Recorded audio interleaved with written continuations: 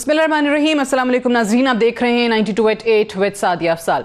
नाज़रीन, पाकिस्तान तहरीक इंसाफ ने 2018 में जब इंतखाबात लड़े और जो उनकी बुनियाद था, जो इलेक्शन जीतने की बुनियाद बना, जिसका जिक्र वो हर जलसे में किया करते थे, वो बुनियादी तौर पर दो चीज़ें थी। आवाम को ये बताया जाता था कि उनके जो माजी के हुक्मरान रहे हैं, दोनों पार्टीज़ के लीडरान का नाम लेकर बताया जाता था कि वो कितने करप्ट हैं, वो चोर हैं, कैसे उन्होंने इस मुल्क को लूटा और अगर हम हुकूमत में आ गए तो इनका एहतसाब करेंगे।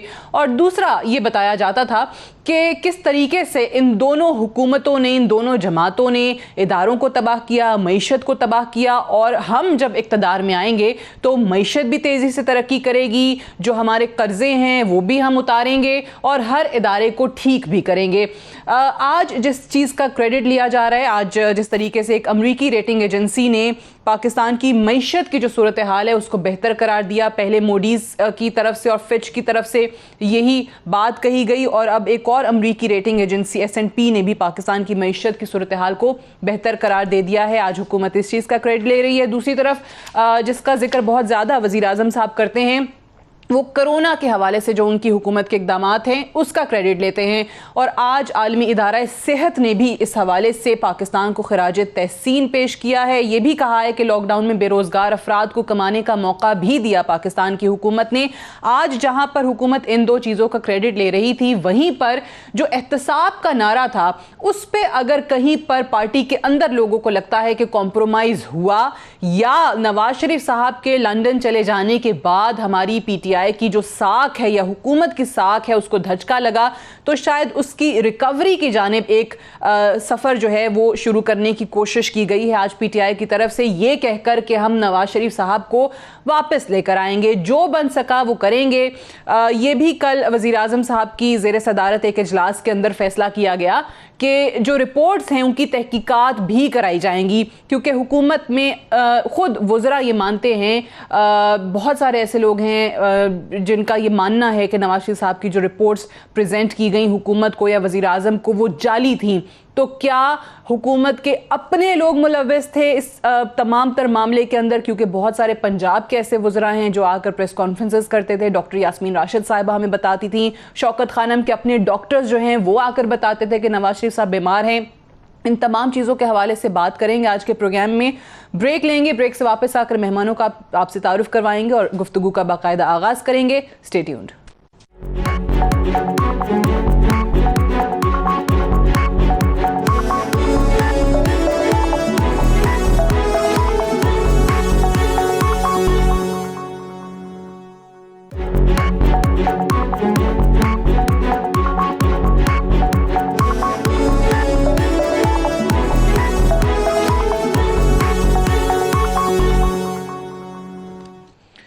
Welcome back. प्रोग्राम में एक बार फिर से खुश आमदीद। हुकूमत का फैसला ये है कि साबिक वज़ीर आज़म नवाज शरीफ साहब को वतन वापस लाया जाएगा, और उनका मानना यह है कि अब भी उनकी जो रीसेंट कुछ तस्वीर सामने आई वो शायद इतने बीमार नहीं हैं जितना पाक मुस्लिम नवाज की तरफ से बताया गया था। हुकूमत खुद ये बात कर रही है, लेकिन जब नवाज शरीफ साहब को बाहर भेजने की बात थी तो काबीना भी मान गई।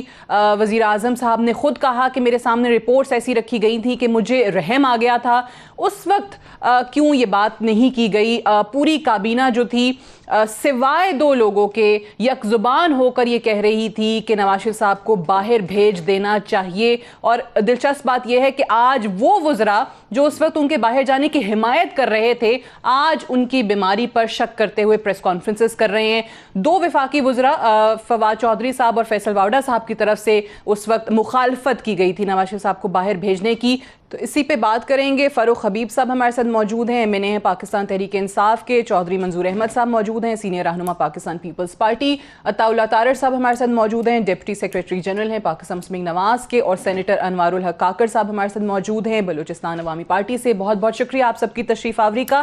फ़ारूक हबीब साहब, दो वज़रा के अलावा सब कह रहे थे कि जी जाने दें, आज वही वज़रा जो उस वक्त हिमायत कर रहे थे आज वो शक कर रहे हैं, उनको रिपोर्ट्स भी जाली लग रही हैं, वो कह रहे हैं कि जी बहाना किया गया और वापस लाने की बातें कर रहे हैं। देखें, बात यह है अब तो मामला इससे भी आगे निकल चुका है ना। अब तो शक की जो है वो कोई गुंजाइश भी बाकी नहीं रहेगी। मुझे आप ये बताएं कि जब इतनी बड़ी इनको इस किस्म की एक कंसेशन मिली है तो अब किस अंदाज से जो है वो मिस यूज़ ऑफ कंसेशन किया जा रहा है। एक अदालत जो है वो 8 हफ्तों की ज़मानत देती है, उसके ऊपर जो है वो आपको एक हमदर्दी के नाते आप कहते हैं जी हमारा मुल्क के अंदर इलाज मुमकिन नहीं हो सकता। ये वही मुल्क है जिस मुल्क में आप 3 बार वज़ीर आज़म रह सके हों, कोई ऐसा अस्पताल आप ना बना सकें जहाँ पर आपको जो बीमारी लाहक है उसका इलाज ना हो सके। अब आप जो है वो मुल्क से तकरीबन जो है वो 9 माह से बाहर हैं और बता दें कि कहाँ पर इनका जो है वो इलाज शुरू हुआ है, कहाँ पर इनका जो है वो ऑपरेट हुआ है। ये तमाम तर चीज़ें जो हैं वो इनसे सवालात उठ रहे हैं। अब अदालत में इस्लामाबाद हाई कोर्ट में ये खुद ही गए हैं। अब जब नैब मामला को लेकर गई है तो उन्होंने कहा कि आप तो जमानत के ऊपर भी नहीं है, आप तो अब इश्तिहारी हैं। शक की गुंजाइश नहीं है, बात आगे चली गई है। लेकिन सबसे पहले तो आप नवाज शरीफ साहब की या उनकी पार्टी से पूछने से पहले तो आप अपने लोगों से पूछें, वो डॉक्टर फैसल से पूछें, डॉक्टर यास्मीन राशिद साहिबा से पूछें, जो प्रेस कॉन्फ्रेंसेस करके लम्हा बलम्हा बताया जाता था कि वाकई बीमार हैं। ये अपने लोगों से पूछें। आपको तो फिर लगता है कि दगा आपके अपने लोग दे गए। नहीं, देखें बात यह है सादिया, उस वक्त एक ऐसी फजा कायम की गई जिसमें मीडिया भी था। उसमें तो आप मुझे ये बताएं कि उसमें तो यहां तक कहा जाता रहा रिमार्क्स के अंदर कि आप गारंटी दे दें अगर मियां साहब को कुछ ना हो। डॉक्टर अदनान जो है वो हर 10 मिनट बाद मियां साहब का प्लेटलेट्स काउंट्स लेकर आते थे, उनका ब्लड प्रेशर बताया जाता था, कहा जाता था एक एक लम्हा जो है वो उनकी जिंदगी के लिए कीमती है। जहां पर इतनी बीमारी थी, जहां पर हालत इतनी तशवीशनाक थी कि अगले पल का नहीं पता था, वहां पर जो है जिस किस्म की तस्वीरें आ रही हैं, जिस किस्म की जो है वो चहलकदमी वहां पर नजर आ रही है, तो कोरोना के बावजूद जो है वहां पर केसेस में इजाफा हो रहा है। कोई मास्क नहीं है, कोई SOP नहीं है। तो मैं तो मियां साहब को हम तो ये कहना चाहते हैं पाकिस्तान आ जाएं, यहाँ पे हालात बहुत अच्छे हैं, यहाँ पे तो कोरोना भी काफी हद तक जो है वो कम हो गया है। तो बाकी की आके सजा अपनी काटें यहाँ पर। ठीक है, मैं चौधरी साहब, ठीक है, मैं चौधरी मंजूर साहब, आप दोनों साइड्स देख रहे हैं। उस वक्त काबीना ऑब्वियसली ये कह रही थी कि जी जाने दें। शेख रशीद साहब जो आज कह रहे हैं कि बड़ा मुश्किल होगा वापस लाना, वो भी कहते थे सियासत ना करें जी, जाने दें, बीमार हैं। तो एक तरफ हुकूमत का ये मौकफ था, 2 वज़रा के अलावा कोई मुखालफत नहीं कर रहा था, सब उनको भेजने को तैयार थे। और दूसरी तरफ नवाज शरीफ साहब के जाने के बाद भी जो क्लेम थे PMLN के या नवाज शरीफ साहब के डॉक्टर्स के कि जाएंगे तो कोई मेजर प्रोसीजर होगा, कोई सर्जरी होगी या उनको अमेरिका भी जाना पड़ सकता है, वो भी नजर नहीं आया। तो दोनों सिचुएशन आपके सामने हैं, आपको क्या लग रहा है किसकी बात मानी जाए? मुझे तो हंसी आ रही है और मैं तो पंजाबी च कहंदे ने हायो भोले हो तुसी बड़े भोले हो, बड़े एक तो ये सादा बड़े ये आपने हुकूमत के लिए कहा है या PMLN के लिए कहा है? नहीं, हुकूमत के लिए कह रहा हूँ। एक तो ये सादा बड़े, एक इनकी तबीयत बड़ी लिहाजी है और एक ये अक्लमंद। अच्छा। और ये फैसले वक्त पे बहुत अच्छे करते हैं, बाद में बिल्कुल नहीं पछताते, ना यू टर्न लेते हैं, ना झूठ बोलते हैं। ये बिल्कुल, ये बड़े अच्छे लोग हैं इस मुल्क में।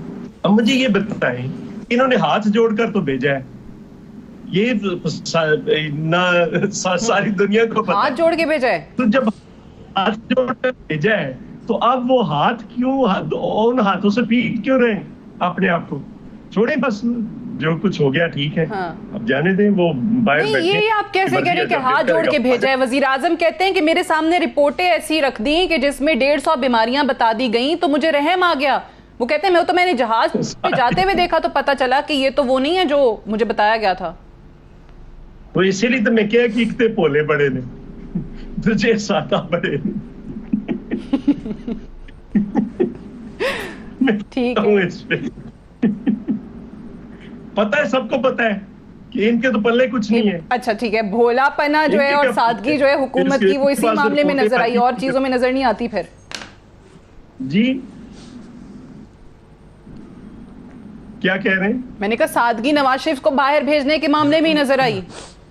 नहीं, बड़े सादा ने, बड़े भोले ने ना, जरा भोले भोली तबीयत, लिहाजी तबीयत है, लिहाज कर जाते हैं। फिर इन्हें पता चलता है अच्छा ए हुन की हो गया तो हुन ਅਸੀਂ ਕੀ करिए। तो ये सारा ऐसे आप ये तमाशा कर रहे हैं, सारे का सारा तमाशे को बंद करें। बस जो कुछ होना था हो गया, तो बाहर गए, उनकी जब मर्जी होगी, जब उनका इलाज मुकम्मल होगा, जब उनकी मर्जी होगी वो वापस आ जाएंगे। इस पे आप इतना चीखे मारने की क्या जरूरत? बस सही है, ठीक है। आप कहते हैं जब मर्जी होगी तो आ जाएंगे। अब इसमें जी मुकम्मल कर लें। नहीं, मतलब ये चीखे क्यों मारते हैं? चीखे मारने का क्या फायदा है? कोई फायदा नहीं है। जब उनका कंप्लीट हो जाएगा प्रोसीजर जो भी है वो वापस ठीक है, कोई फायदा नहीं है नवाज शरीफ साहब का, जब दिल करेगा वो वापस आ जाएंगे, उनकी मर्जी होगी तो वापस आएंगे। हुकूमत जो कर रही है आप समझते हैं कि ये बिल्कुल ही बेकार एफर्ट्स हैं।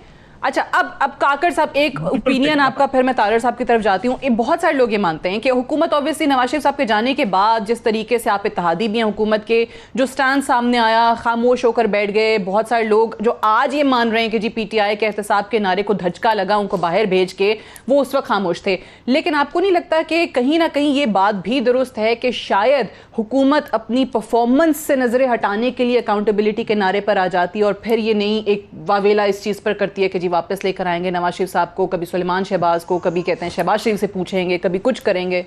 हुआ कुछ नहीं आज तक। मेरा नहीं ख्याल कि परफॉर्मेंस के हवाले से, क्योंकि परफॉर्मेंस के हवाले से तो आप देखें कि जो 2 साल हुकूमत के पूरे हुए हैं, जो एक इंतहाई मखदूश हालत की इकॉनमी थी उसको ट्रैक पे ले आ चुके हैं।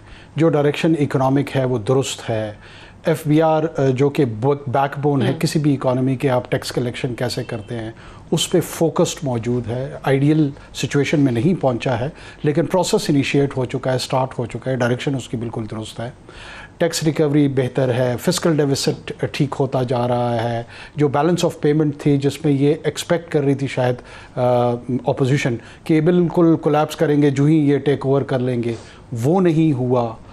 उसके बाद अब इवन कोविड में मैं समझता हूं कि पूरी दुनिया तस्लीम कर रही है। WHO ने भी कहा, WHO ने भी कहा, बिल गेट्स साहब ने कहा, टेलीग्राफ में आ रहा है, वॉशिंगटन पोस्ट में आ रहा है। तो परफॉर्मेंस के हवाले से कोई इशू नहीं है, आइडियल नहीं है, ठीक है, लेकिन उससे नजर उसको डाइवर्ट करने के लिए, कुछ करने के लिए ये नहीं है। लेकिन मैं मुझे हैरत ये हो रही है कि देखें PMLN की क्रेडिबिलिटी किधर है। अच्छा, PMLN एक कन्विक्ट शख्स है। नवाज शरीफ साहब पाकिस्तान की कानून की नज़र में एक कन्विक्टेड शख्स है, ठीक है, और उस कन्विक्टेड शख्स को अदालत ने 8 हफ्ते के लिए कंसेशन दी है। चाहे आप कोई भी बैकग्राउंड अंडरस्टैंडिंग की बात कर ले, जो दुनिया में जब तारीख लिखी जाएगी कि एक कन्विक्टेड मुजरिम कैसे गया था, तो कहेंगे जनाब अदालत ने उनकी एप्लीकेशन मंजूर की, फॉर 8 वीक्स कंसेशन दी कि जी मैं बिल्कुल I am on the death bed, मैं मौत के करीब शहबाज शरीफ साहब ने गारंटी और वो गारंटोर के तौर पे आए और उस अरेंजमेंट में वो गए। अब वो 8 हफ्ते भी गुजर गए, गालिबन 8 महीने के करीब पहुंच रहे हैं। तो जो लीडरशिप इस तरीके से अपने लिए कंसेशन लेती है, उनका बाकी पॉलिटिकल बयानिया एक आम आदमी क्यों उस पर यकीन करे? मैं उनका अगर वोटर चाहूँ कि उनको वोट दूं, क्यों दूं? जो अगर यहाँ पे गलत बयानी से काम ले सकते हैं, मैं ज्यादा सख्त लफ्ज इस्तेमाल नहीं करता। लेकिन वोटर तो उनका अभी भी कहता है ना कि जी बीमार हैं, वो इलाज करा के वापस आ जाएंगे। तो 8 हफ्ते लेकिन सवाल यही है कि इलाज अभी तक फिर हुआ कौन सा इलाज? अच्छा, वही तो नहीं हो रहा। और बीमारी कौन सी थी?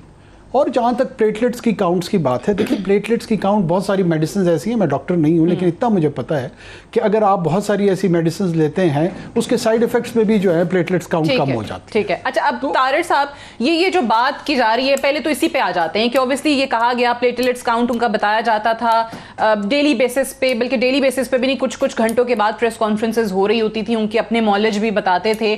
उधर जाके अगर ये चीज़ नज़र नहीं आई या जो मेजर सर्जरीज, मेजर प्रोसीजर्स का दावा किया जा रहा था वो नहीं होते, तो जो लोग सवाल उठाते हैं नवाज शरीफ साहब की बीमारी पर, ये नहीं कोई कह रहा कि बीमार नहीं है, लेकिन उनकी बीमारी की शिद्दत पर अगर कोई सवाल उठाता है तो क्या वो ये कहने में हक बजानिब नहीं है जब ये तमाम तर चीज़ें उनको नज़र नहीं आएंगी, पता चलेगा कि जो उनका इलाज ही शुरू नहीं हुआ, या ये रिसेंट तस्वीर आने के बाद जो एक वावेला शुरू हुआ?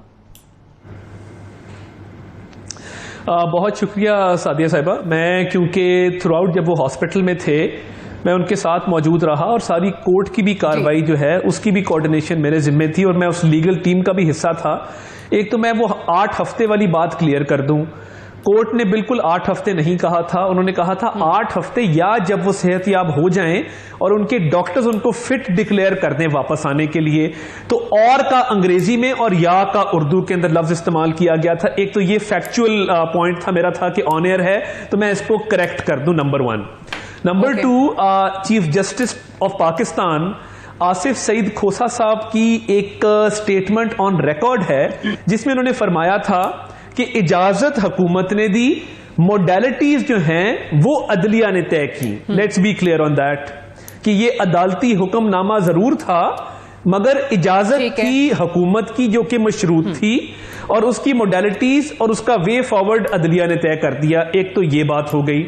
अब आइए उनकी मेडिकल कंडीशन के हवाले से।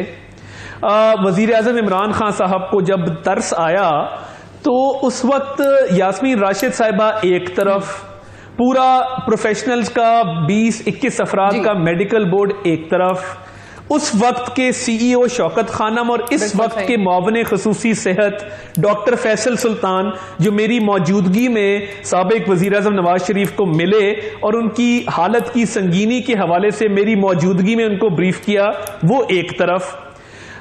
वजीर आजम साहब ने वजारत दाखिला का एक इदारा है, उसके अहलकारों को इस्तेमाल करके मेडिकल बोर्ड के हेड को उठवाया। मैं ये बड़ा संगीन यहां पे ये बात कर रहा हूं और ये मैं पूरे वसूख से कर रहा हूं। मेडिकल बोर्ड के हेड को उठवाया गया वजारत दाखिला के एक इदारे से, उनको गाड़ी में फिराया गया, उनको प्रेशराइज किया गया और उन्हें कहा गया कि जी आप हमारी मर्जी की रिपोर्ट दें। उन्होंने कहा जी जो हकीकत है मैं हकीकत बयान करूंगा।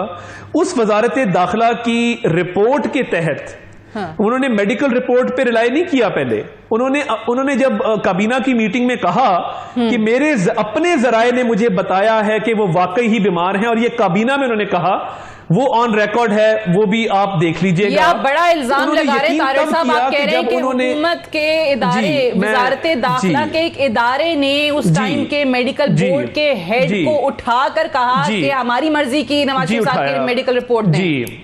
जी, और उन्होंने कहा कि इसमें कोई वो तो नहीं है, कोई इसमें कोई मैनिपुलेशन तो नहीं है।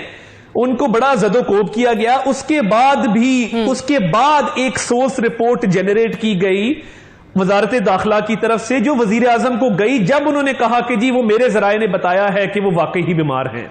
अब जब ये सूरत हाल हो कि आपकी हुकूमत खुद ये चीख के कह रही हो कि उनका इलाज यहां नहीं हो सकता, वो संगीन है, उनकी प्लेटलेट्स की ये हालत है, उनकी कैरोटिड आर्टरीज की ये हालत है, उनके हार्ट की ये पोजीशन है, तो फिर तो ये सारा किया धरा हुकूमत का था।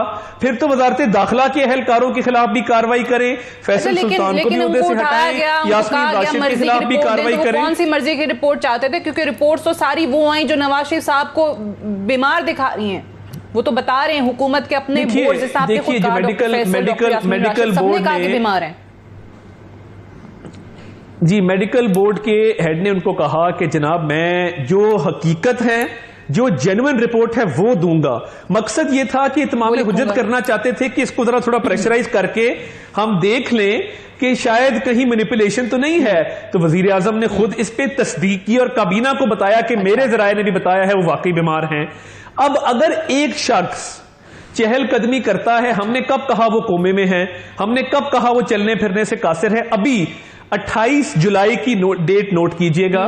28 जुलाई को मैंने खुद बजाते खुद लाहौर हाई कोर्ट में उनकी मेडिकल रिपोर्ट जमा कराई है, जिसके अंदर ये दर्ज है कि जो उनकी हार्ट को ब्लड की सप्लाई है वो उस तरह से नहीं है जो एक आम शख्स की होनी चाहिए। 7 स्टंट डले हुए हैं, एक बाइपास सर्जरी हो चुकी है, हार्ट की परफोरेशन हुई थी।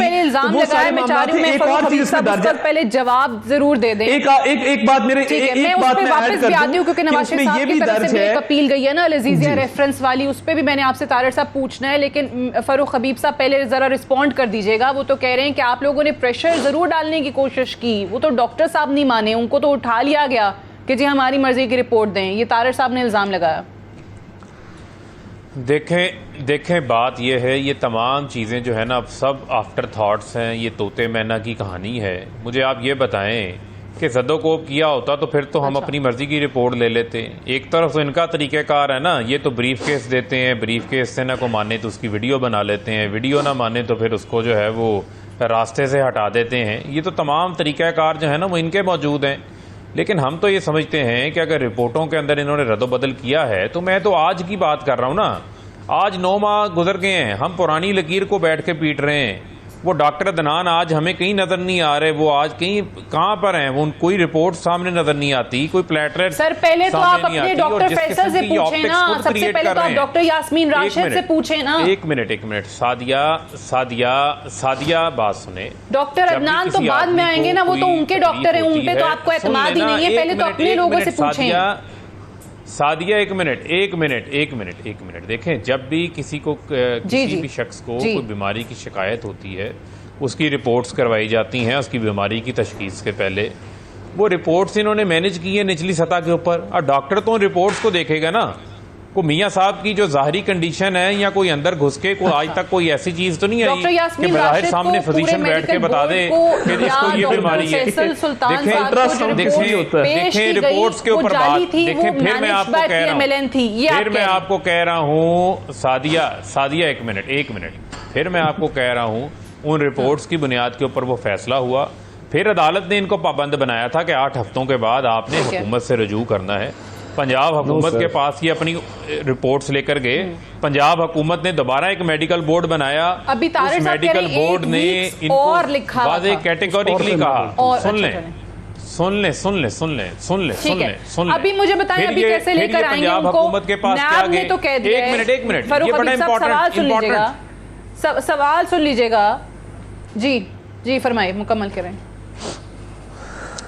ये बड़ा एक इम्पॉर्टेंट पॉइंट है। अगर और ये अपनी मर्जी पे छोड़ा था तो फिर ये पंजाब हुकूमत के पास एक्सटेंशन ऑफ बेल के लिए क्यों इन्होंने दरखास्त दी? पंजाब हुकूमत ने दोबारा अपना बोर्ड बनाया, उस बोर्ड ने कहा जो ये रिपोर्ट्स हमें दिखा रहे हैं ये अनसेटिस्फैक्ट्री हैं, हम मजीद जो है वो उस रिपोर्ट्स की बुनियाद के ऊपर पंजाब हुकूमत ने फैसला किया 27 फरवरी 2020 को कि इनको मजीद एक्सटेंशन नहीं मिलनी चाहिए, जिसपे 2 मार्च को वजारत खारजा ने जो है वो खत भी लिखा बरतानवी हुकूमत को। अब मामला ये है कि ये एक जुडिशल कस्टडी से गए हैं, ये सजा याफ्ता हैं, अनप्रेसिडेंटेड है, किसी सजा याफ्ता शख्स को जाने दिया गया हो। ये मिस यूज ऑफ कंसेशन कर रहे हैं। अब क्या कर रहे हैं? वहां से बैठ के फजलुर रहमान साहब को फोन कर रहे हैं।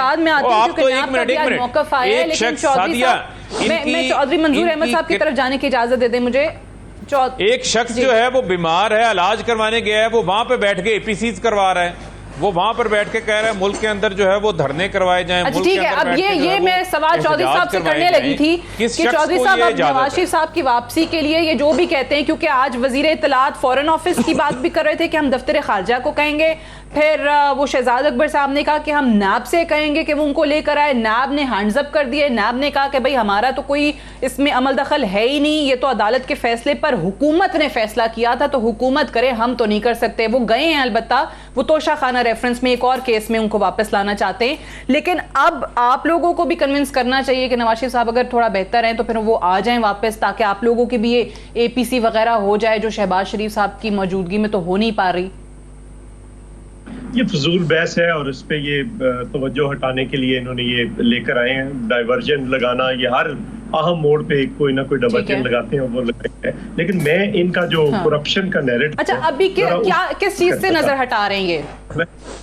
मैं आपको ये बताना चाह रहा हूँ, उधर ही आना चाह रहा हूँ। देखें ना, इन्होंने कहा था कि रोज की 12 अरब रुपए करप्शन होती है। अगर रोज की 12 अरब रुपए करप्शन इन्होंने बचाई है तो 360 अरब रुपए महाना और 4,320 अरब रुपए सालाना और 8,640 अरब रुपए इन्होंने 2 साल में वो बचा लिए। दूसरा जो इसका पॉइंट है, 200 अरब डॉलर इन्होंने बाहर से लेकर आने थे, वो बता दें 2 अरब डॉलर को छोड़े 2 डॉलर भी लेकर आए हैं। फिर इन्होंने कहा कि जी हम तो बिल्कुल अक्रॉस द बोर्ड सारा करेंगे और किसी को छोड़ेंगे नहीं, अपना होगा, या एनआरओ नहीं देंगे। एनआरओ देखें जरा, पहले अलीमा खान साहबा को दिया, फिर जहांगीर तरीन को, फिर दवाइयों वाले वो भाई क्या नाम था उनका, कियानी साहब को, उनको फिर आटे पे, फिर चीनी पे, फिर कितने लोगों को, हाँ किन किन चीजों पे एनआरओ। वो आप जरा केपी के केसेस देखें जो ओपन एंड शट केसेस हैं, उन पे क्या हो रहा है? कुछ भी नहीं हो रहा और सबको एनआरओ दिया हुआ है। फिर ये कहते थे कि जब करप्शन जो ईमानदार आते हैं तो लोग लाइनों में लगकर टैक्स देंगे। अभी मेरे भाई फरमा रहे थे काकड़ साहब कि टैक्स बेहतर हो रहा है। किधर बेहतर हो रहा है? टैक्स तो नीचे चला गया। आप तो 8,000 अरब इकट्ठा करना था पहले साल, आप तो 4,000 अरब नहीं टच कर सके। हम आए थे तो 1000 अरब था, हम 5 सालों में 2000 अरब करके गए। आप बताएं 2 सालों में क्या किया? कुछ भी नहीं किया। और चूंकि कुछ किया नहीं और फिर वो ले आते हैं ब्लूमबर्ग की रिपोर्ट बहुत अच्छी है, इंडस्ट्री बैठ गई है पाकिस्तान की।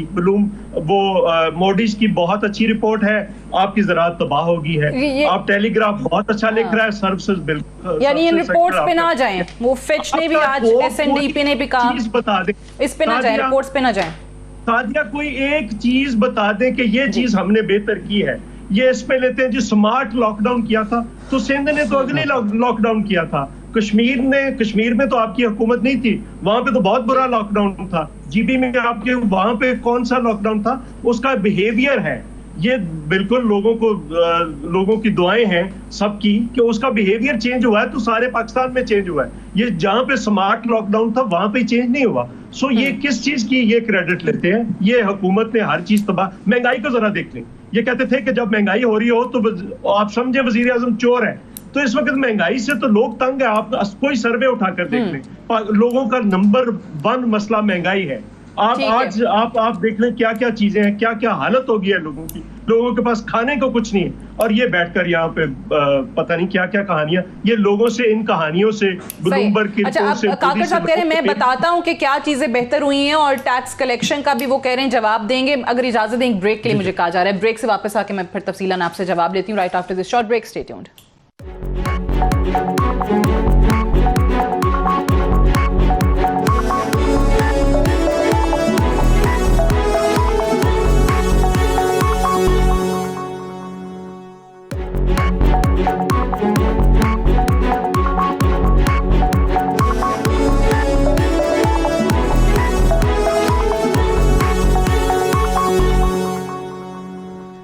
Welcome back. प्रोग्राम में एक बार फिर से खुशामदीद। काकर साहब, अभी चौधरी मंजूर साहब ने ब्रेक पे जाने से पहले जो बातें की, वो कह रहे हैं सिर्फ डाइवर्जन है नवाज शरीफ वाली, ये जो अभी प्रेस कॉन्फ्रेंसेज हो रही हैं, वापस लाने की बातें हो रही हैं। टैक्स कलेक्शन पे जो आपने नुक्ता उठाया, उनका एतराज़ है। उन्होंने कहा कौन सा इदारा ठीक किया, कौन सी मैशर ठीक की। इमरान खान की जो लेगेसी होगी, उनको जो याद रखा जाएगा ना, जो इस मुल्क में पॉलिटिकल डाकाजनी के ज़रिए जो IPP की 2 डेकेड्स की लूट मार हुई, उस लूट मार के नतीजे में जाहिर सी बात है कैपेसिटी चार्ज के नाम पे रेडी वाले को लूटा गया, इस कैमरामैन को लूटा गया, आप जैसे मिडिल क्लास के बंदे को लूटा गया, क्योंकि ये सारे कंट्रीब्यूट कर रहे थे टुवर्ड्स महंगी बिजली। जो महंगी बिजली ख़रीद रहे थे और उसका जो टॉपअप था वो इनकी लीडरशिप के जेबों में गया हुआ था, और मुख्तलिफ दुनिया में वहाँ पे फ्लैट्स खरीदे गए थे डॉलर्स में और पाउंड्स में। जो सबसे बड़ा कारनामा या उसकी जो लेगेसी होगी वो रीनिगोशिएट डील है। ये जो 12 अरब रुपए बचने थे ना, ये सर्कुलर डेट में जो अब बचेंगे, ये सामने आना। तो आप कह रहे हैं कि दिस इज हिज लेगेसी, ये उनकी लेगेसी होगी। अच्छा। ये पाकिस्तान में अगर उनको बड़े कामों के हवाले से जो याद रखा जाएगा, क्यों IPP ने अब रीनिगोशिएट किया, में 10-12 साल में क्यों उन्होंने रीनिगोशिएट नहीं किया? कोई सरमायाकार अपना प्रॉफिट विड्रॉ करता है? क्यों करेगा? ज़ाहिर है कोई गलतकारी हुई थी, और वो गलतकारी इनके दौर में हुई थी। चूँकि ये उस गलतकारी में शराकतदार थे, तो इन्हें चुप रहे, खामोश रहे, किसी ने कुछ नहीं कहा। ये चूँकि शरीक नहीं है, उस क्राइम में पार्टनर नहीं है, इसलिए आप कह रहे हैं कि रीनिगोशिएट हो रहा है, रीनिगोशिएट हो गया, उनको सरेंडर करना पड़ा। अच्छा। और इसका रिलीफ 1 साल, 1.25 साल, 1.5 साल में आम आदमी पे भी आएगा। पहले सर्कुलर डेट की कमी होगी, ज़ाहिर है जब आपके जो टैक्स जनरेशन है वो पैसा सारा का सारा मोस्टली सर्कुलर डेट में चला जाता था। अब कम से कम आपके डेवलपमेंट प्रोजेक्ट्स में आपके पास अवेलेबल होगा, हेल्थ के इंडिकेटर्स बेहतर होंगे, एजुकेशन के इंडिकेटर्स बेहतर होंगे।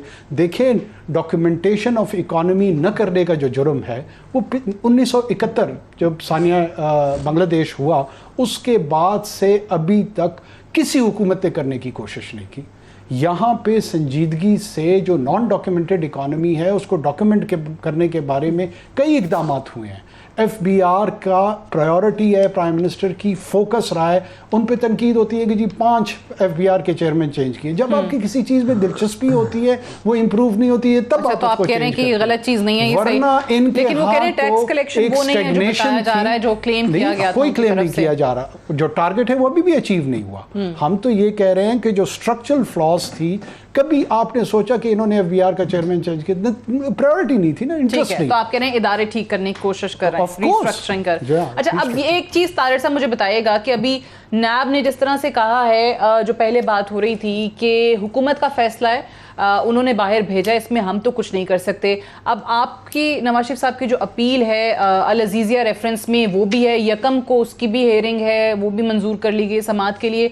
तो ये बात किस हद तक दुरुस्त है? क्योंकि आप लॉ को समझते हैं कि जब अदालत से सजा हो जाए, कोई मुजरिम हो, तो उसको खुद को सरेंडर करना पड़ता है अदालत के सामने, अदलिया के सामने अपनी अपील के वक्त। तो ये भी ज़रा वजाहत कर दें, क्योंकि आज ये सुबह से मैं बात सुन रही हूँ कि ये मुख्तलिफ लॉयर्स जो कह रहे हैं कि जी उनको आना ही पड़ेगा अगर उनकी तरफ से अपील आई है। देखिए, मैं सबसे पहले काकड़ साहब ने जो बात की उस पर देखिए, इकोनॉमिक सर्वे ऑफ पाकिस्तान का जो बुकलेट इस दफ़ा प्रिंट हुई है बजट के दौरान, वो हुकूमत पाकिस्तान, मौजूदा हुकूमत पाकिस्तान की वजारत ख़जाना ने की है। उसमें जो तरक्की की शरह जीडीपी ग्रोथ है, वो अगर आप देखें तो हमारे दौर की 5.3% और अब के दौर की -4। ये हुकूमत पाकिस्तान कह रही है, मैं नहीं कह रहा। महंगाई की शरह हमारे दौर की 4%, इनके दौर की 9%। वो इकोनॉमिक सर्वे ऑफ पाकिस्तान कह रहा है, मैं नहीं कह रहा। आईपीपीज की अगर बात करते हैं तो इमरान खान की लेगेसी ये है कि उसकी काबीना में रजाक दाऊद और नदीम बाबर 2 आईपीपी वाले बैठे हैं, वो आज भी बैठे हैं।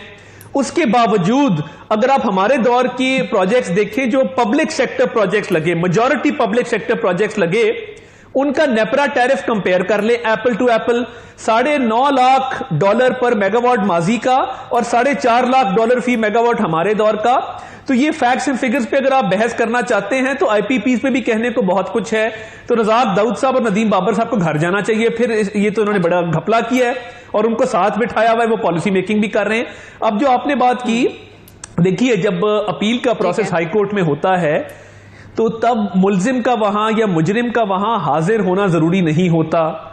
उसका जो लीगल स्टेटस उस वक्त का है, उसके मुताबिक उसको डील किया जाता है। और जितनी अपील फाइल होती हैं उसमें मुजरिम खुद हाजिर नहीं होता, थ्रू काउंसिल रिप्रेजेंटेशन होती है। वो ट्रायल के वक्त जरूर, ट्रायल का एक सेपरेट प्रोसेस है, उसमें मुलजिम को शरीक होना पड़ता है, हाजिर होना पड़ता है।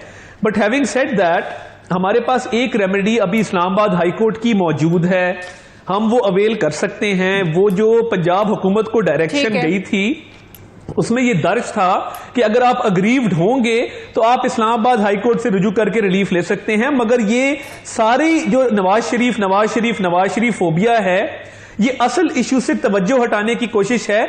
सादिया साहिबा, अगर आप पाकिस्तान ब्यूरो ऑफ स्टैटिस्टिक्स का टेबल निकालें, मैं सिर्फ ये, मुझे टाइम थोड़ा कम मिला, मैं एक पॉइंट नहीं, मेरी अर्ज सुन ले, मेरी अर्ज सुन ले। पाकिस्तान ब्यूरो ऑफ स्टैटिस्टिक्स का डेटा अगर आप, मुझे बड़ा कम टाइम मिला है, मुझे अगर बोलने दीजिए, उसमें अगर आप देखें जो ईयर ऑन ईयर इन्फ्लेशन है, जो महंगाई की शरह 2019 में थी, 2020 में इस वक्त रूरल एरियाज में खाने पीने की अशिया की इन्फ्लेशन 18% है। तो महंगाई आसमान से बातें कर रही है और इनको नवाज शरीफ का जिन इनके सर पे सवार है।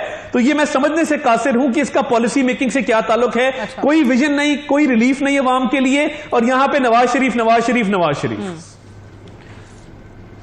अच्छा, अगर आपके मानते हैं जो चौधरी साहब आपने भी बात की कि डायवर्जन के लिए है, तो इसके बाद अगर अब नवाज शरीफ को आपने कहा नहीं ला सकेंगे, इनके खुद वजीर बोल रहे थे कि जी इसहाक डार को नहीं ला सके तो नवाज शरीफ को लाना तो ज्यादा मुश्किल काम है, तो फिर ये मजीद एहतसाब तेज होगा, मजीद नैब जो है वो पकड़ धकड़ करेगा, क्या होगा? मैं आती हूँ फारूक साहब आपकी जाने, मैं जरा शॉर्ट कॉमेंट चौधरी साहब से इस पर ले लूँ।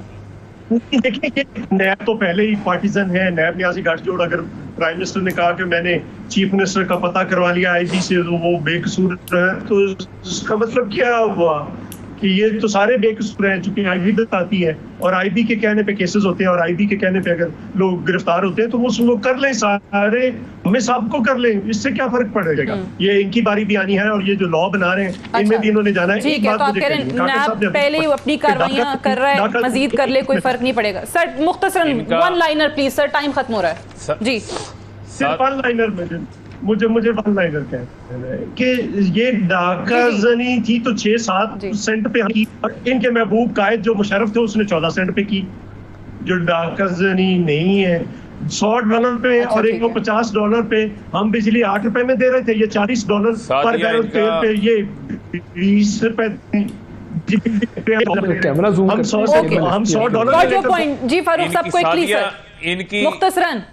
सादिया, इनकी लेगेसी में मुख्तसरन यही है कि इनकी लेगेसी में जाली अकाउंट्स और टीटीज के अलावा जो है वो कुछ नहीं है। जो किया धड़ा आज अवाम सामना कर रही है वो इनकी लेगेसी है, जो ये मुल्क का बेड़ा गर्क करके गए, हमारी मैशियत का, कर्जों का तोहफा हमें दे के गए, इदारों की तबाही बर्बादी की शक्ल के अंदर। आज हम उसको ठीक कर रहे हैं। Okay. ठीक करने के अंदर जो है वो वक्त दरकार है, और उसके चलिए। साथ साथ ये भी बता दें कौम को कि ये जो कहते वक्त थे हम लगेगा, किसी से राइट। डरते वरते नहीं है, लास्ट आज छुप कमेंट के जाओ काकर साहब बाहर कुछ कहना बैठे। चाह रहे हैं? चलें सर, देखते हैं वो आते हैं कि नहीं आते। आज अगर इन दोनों पार्टियों को एनआरओ मिल जाए तो ये सब सही हो कहेंगे जाएगा। कि 21वीं सदी का सबसे अजीम कायद इमरान आई खान हैव है। To end up. बहुत शुक्रिया काकर साहब आपका, तारिर साहब, फरूख हबीब साहब, चौधरी मंजूर साहब। आई सी यू टुमारो इंशाल्लाह। इजाजत दीजिए, खुदा हाफिज।